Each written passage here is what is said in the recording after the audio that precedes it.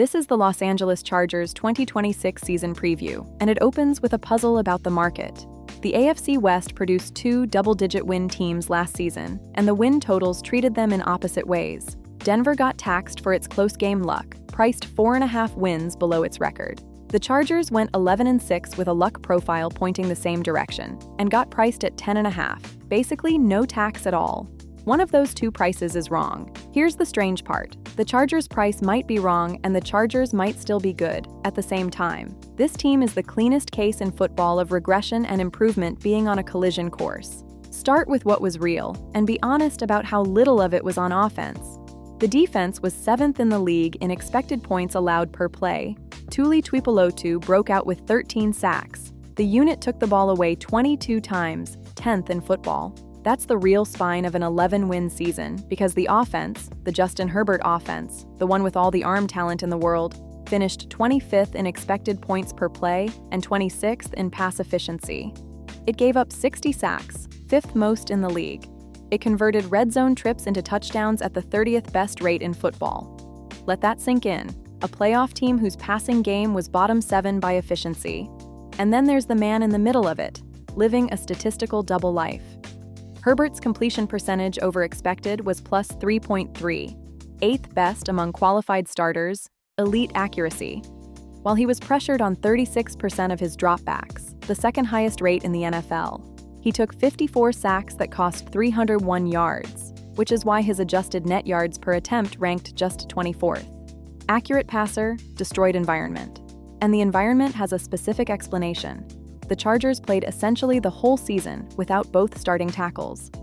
Rashawn Slater tore his patellar tendon in August, days after signing the biggest tackle extension in league history. Joe Alt sprained the same ankle twice and had season-ending surgery. What was left was, by the beat coverage's blunt assessment, the worst offensive line in football. Herbert's season was a stress test, and the accuracy numbers say he passed it. The sack numbers say barely. Now the luck ledger, because it's heavy. The Chargers went 6-2 in one-score games, a 75% clip, and across the last decade, teams that won 65% or more of their one-score games lost about 3 wins the following season. Only about 1 in 9 improved. They beat their point differential record by 1.7 wins. The Pythagorean math says this was more like a 9-win team. And the third down number is the quiet tell. Los Angeles converted 46%, third best in the NFL, while ranking 26th in pass efficiency everywhere else. That gap between third down performance and underlying quality was the second largest in football last season. And our 10-year data says that residual is mostly luck. It doesn't carry. Stack it up, and the honest baseline for this exact roster was about 9 wins, not 11. The identity, charting data via nflverse, was the anti-Denver. Where the Broncos played the most man coverage in football, the Chargers played zone on 78% of dropbacks, 6th most. Where Denver blitzed situationally off a dominant rush, the Chargers blitzed on under 20% of dropbacks, 4th fewest in the NFL. Rush 4, 2 high shells, keep it in front, break on the ball, 19 interceptions came out of that structure. It worked, 9th in expected points allowed per dropback. But here's the problem with schematic identities. They belong to coordinators, and this one just left. Jesse Minter is the head coach of the Baltimore Ravens now. The replacement, Chris O'Leary, is 34 years old and spent last season calling a college defense at Western Michigan. And remember the macro rule. Defense is already the least sticky thing in football year over year. The most reliable part of the 2025 Chargers is the part with the most turnover risk in 2026. What changed is nearly everything around Herbert. Greg Roman was fired 2 days after the playoff loss, and the new offensive coordinator is Mike McDaniel, 4 years a head coach in Miami, and the architect of an offense that got the ball out faster than almost anyone. His quarterback in Miami had one of the 3 fastest average releases in football last season. The offensive line was rebuilt from the inside out. Center Tyler Biadasz and guard Cole Strange signed, Zion Johnson gone to Cleveland for $49 million, Mekhi Becton released, Bradley Bozeman retired, and then the draft doubled down. 4 of 8 picks on offensive linemen, including Florida center Jake Slaughter at 63, whom the GM projects at guard. Both tackles are reportedly on track for camp. The real losses are on the other side. Edge Odafe Owe and his 7.5 sacks took a $100 million deal in Washington, and 35-year-old Khalil Mack is back on a 1-year contract.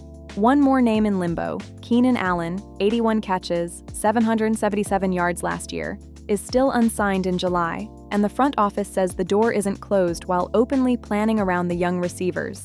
So the 2026 question, which Herbert environment was the real one? The case for the leap is specific and pretty strong.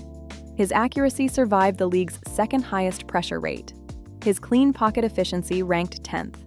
Now add both tackles back, a rebuilt interior, and a scheme built on speed of release. That's not narrative.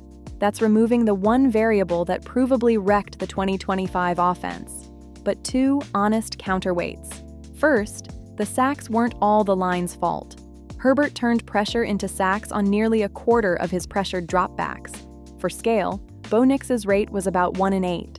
The scheme can fix protection. The QB has to fix the escape hatch. Second, everything that actually produced the 11 wins, the one-score record, the third down spike, the takeaways, the coordinator, is the stuff that history says walks out the door. So you get the strange, true sentence. The 2026 Chargers should be a better football team than the 2025 Chargers, and could still win fewer games. Fantasy names to know: scored Half-PPR. Ladd McConkey is the bounce-back bet, 66, 789, and 6 through an injury-riddled 2025. An 82-catch, 1,149-yard rookie year, and now a spring hamstring that everyone insists is minor. The profile of a discount created by bad luck, priced against a McDaniel scheme that feasts on exactly his skill set. Omarion Hampton is the situation play. His rookie year was 5 games, a fractured ankle, and a December return, 545 rushing yards in all. But the depth chart behind him is Keaton Mitchell and a rebuilt line in front. Quentin Johnston quietly caught 8 touchdowns, and Oronda Gadsden II, 49 catches, 664 yards as a rookie tight end, now shares a room with David Njoku, which is either a mentorship or a target share problem, and honestly, it's both. The verdict. The market says 10.5, a coin flip with Kansas City for the division. The decade of data says the 2025 record was borrowing about 2 wins from the luck column, and the coordinator who built the reliable half of the team is gone. But the offseason attacked the actual weakness with more concentrated resources than any team in football. 2 coordinator upgrades, 5 new linemen, both tackles back. 9 wins is the regression math. The McDaniel-Herbert fit is the upside case the math can't see yet. Split the difference honestly. This is a better roster than the one that won 11, in a division where 3 teams can say something similar. The Chargers don't need luck to be good in 2026. They needed it to be 11-6 in 2025. Follow the Los Angeles Chargers feed for the weekly show, every game, every number, all season. This was the Muff 2026 Chargers preview. Every number verified.